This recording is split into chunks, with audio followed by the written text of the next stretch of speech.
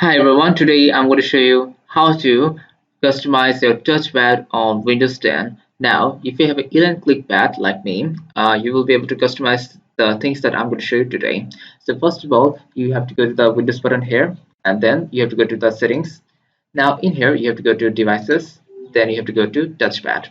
Now in touchpad, you can see the sensitivity that you can also change, but today we're just going to customize touchpad, so we don't need to do that. So there you go. We have additional settings that you have to click, and you should have this window pop up, mouse properties. You can see the ELAN logo named option. You have to click that, and in here you have to click options.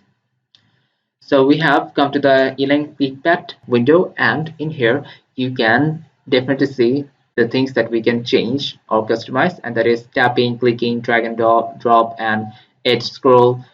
You can enable this function. You can disable it as well. Customize to whatever you need.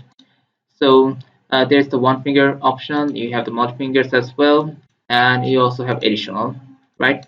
So these are all the options that you can select and edit and customize according to your needs, and thereby you can customize your Elan clickpad and your touchpad. So that's how you can do it. And thank you everybody for watching this video.